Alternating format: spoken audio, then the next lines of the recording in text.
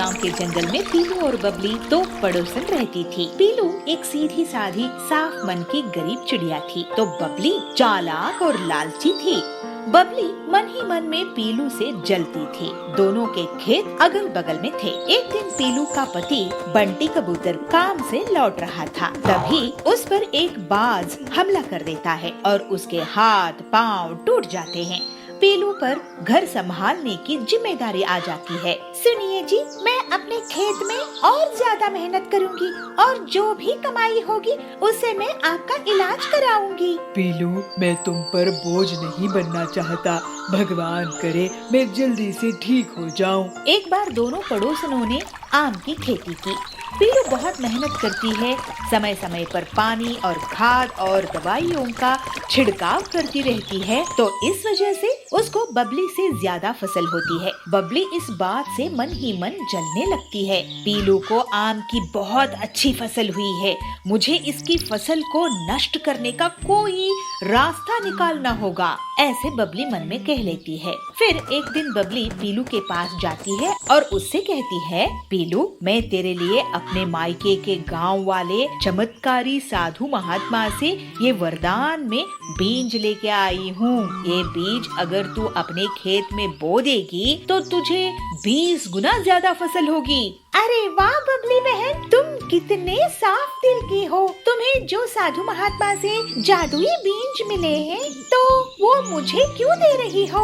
हाँ हाँ बहन, तुम बहुत ईमानदारी से अपने खेत का ख्याल रखती हो और तुम्हें भाई साहब का हॉस्पिटल का खर्चा भी तो उठाना है और अपनी सेहत का ख्याल भी तो रखना है, तो इसलिए ये बीज मैं तुम्हें दे रही हूँ, वरना ये बीज तो मैं ही रख लेती। कुछ दिनों बाद पीलू अपने खेत में बबली के दिए हुए बीज को बोने लगती है और बबली ये देख के बहुत खुश होती है। पीलू बहुत मेहनत से अपने खेत में पानी देती और दवाई भी छिड़काती है, लेकिन बहुत दिन बीतने के बाद भी उसके खेत में फसल नहीं उगती। अरे बबली बहन, तुमने जो साधु महात्मा के बीज मुझे दिए थे उसमें से तो फसल उग ही नहीं रही है, लेकिन तुम्हारे खेत की फसल तो बहुत तेजी से बढ़ रही है। तुम फिक्र मत करो पीलू, ये बीज बेकार नहीं जाएंगे, आशीर्वाद के बीज है। ऐसे ही कुछ दिन और बीत जाते हैं, लेकिन पीलू की खेत में कोई फसल नहीं आती है। हाय, मैं तो लुट गई, बर्बाद हो गई। मुझ गरीब के खेत में इस बार कोई फसल ही नहीं होगी। अब मैं इनका इलाज कैसे करवाऊंगी? घर का खर्च कैसे चलाऊंगी? लगता है ये खेत अब बेचना पड़ेगा। पीलू, इतनी दुखी मत हो, हम अपना खेत नहीं बेचेंगे, चाहे जो हो जाए। तुम मुझे वो बीज दिखाओ, मैं शायद कुछ मदद कर सकूं। तो पीलू दिखाती है, ये देखिए जी, यही है वो बीज। अरे ये बीज नहीं है पीलू, ये तो बेकार के छिपकली के अंडे हैं। बबली ने हमारे साथ धोखाधड़ी की है। वो तुम्हारी मेहनत और आम की फसल से बहुत जलती होगी और हमारा नुकसान करके अपना फायदा करना चाहती होगी। अब हमें भी चालाकी से काम करना होगा। बंटी पीलू के कान में कुछ कहता है और फिर रात में पीलू उन अंडों को अपने खेत में बड़े बड़े पौधों के ऊपर चिपका देती है। ऐसा लगता है जैसे उन पौधों से अंडे फल की तरह उग रहे हैं। बबली बहन, आओ बबली बहन, जरा घर से बाहर तो आओ। क्या हुआ पीलू बहन, क्यों आवाज लगा रही हो? अरे जरा मेरे साथ खेत में चल कर तो देखो, चमत्कार हुआ है। दोनों खेत में जाते हैं। अरे ये क्या पीलू, ये अंडे कहाँ से उगाए तुम्हारी खेत में? ये तो उन चमत्कारी साधु महात्मा के दिए हुए बीज का कमाल है। ये सुनकर बबली बहुत गुस्से में आ जाती है और वो अपने खेत में उगी कच्चे आम की फसल और पौधों को उखाड़ने लगती है और उसे पीलू की खेत में फेंक देती है। अरे बबली बहन, ये क्या कर रही हो? अपने खेत को क्यों बर्बाद कर रही हो? पीलू, मैं भी अंडों की खेती करूंगी, तुम इस आम की फसल को भी अपने खेत में ही लगा लो, मुझे अंडे उगाने हैं। बबली अंडों को खेत में बो देती है, लेकिन इसके बाद भी उसके खेत में अंडों की फसल नहीं उगती है। दूसरी तरफ पीलू की खेत में एक बार फिर से आम की फसल लहलहाने लगती है। पीलू बहुत खुश होती है। पीलू, तुम्हारे बीज से कैसे अंडों की फसल उग गई?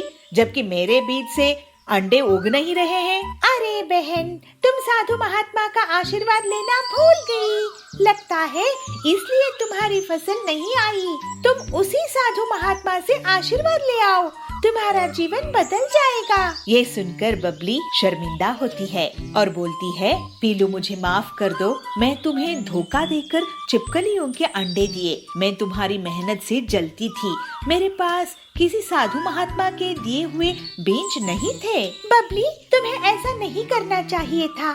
मेरे पति की जान खतरे में है, मैं भूखी मर जाती। मुझे माफ कर दो बहन, अब मैं ऐसा कभी नहीं करूँगी। मुझे खुशी है कि तुम सही समय पर सुधर गई हो। इसके बाद से बबली पीलू के साथ मिलजुल कर रहने लगी और पूरी ईमानदारी से अपना जीवन जीने लगी। इस तरह से पीलू भी अपने पति का अच्छे से इलाज कराकर उसके साथ हंसी खुशी रहने लगी।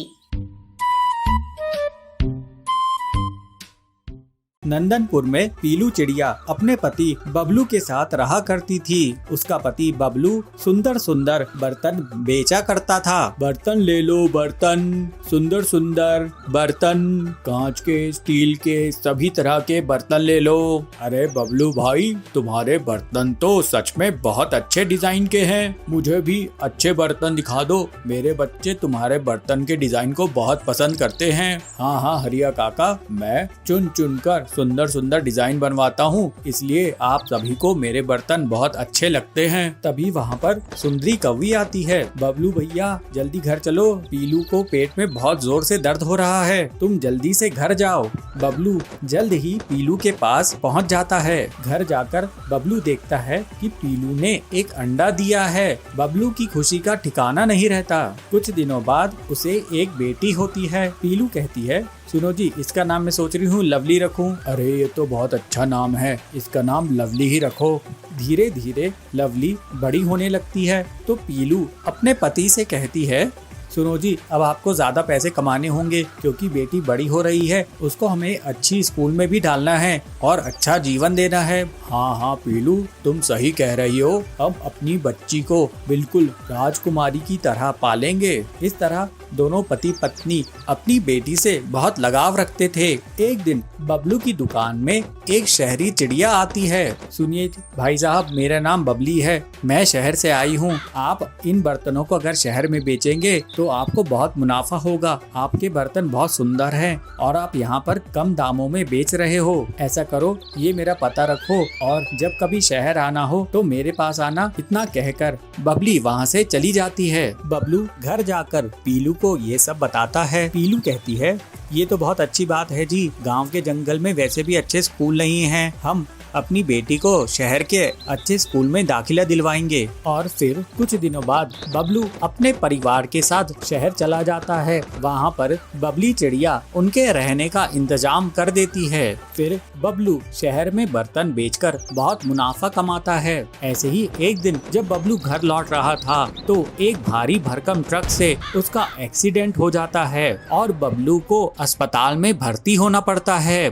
अब पीलू चिड़िया अपनी बच्ची के लिए परेशान होती है कि वो कमाई कैसे करे जिससे वो अपने पति का इलाज भी कर सके और अपनी बच्ची की स्कूल की फीस भी दे सके। उसकी बच्ची लवली उसके पास आकर कहती है, माँ तुम चिंता क्यों करती हो, हम फिर से नई शुरुआत करेंगे और नई डिजाइन के बर्तन बनाएंगे। पीलू कहती है, पर बेटा मुझे काम के बारे में कुछ भी नहीं पता, ये एक्सपर्ट थे, एक से एक डिजाइन बनवाया करते थे। उसकी बेटी कहती है, माँ तुम चिंता मत करो, हम कोई ना कोई रास्ता निकाल लेंगे। ऐसा करो, अब तुम थोड़ा आराम करो। ऐसा कहकर लवली रसोई में जाती है और वहाँ पर मिट्टी के घड़े को देखकर वो सोचती है, क्यों ना हम मिट्टी के बर्तन ही बनाने लगे। लवली पीलू के पास आकर कहती है, माँ क्यों ना हम मिट्टी के बर्तन बनाकर बेचे, यहाँ शहर में तो कोई वैसे भी मिट्टी के बर्तन बनाता नहीं है। पीलू कहती है, लवली तेरा आइडिया तो बहुत अच्छा है, चल मैं कल से मिट्टी के बर्तन बनाया करूँगी और तू उन्हें ले जाकर बेच दिया करना। इस तरह से पीलू और लवली की मेहनत से उनकी दुकान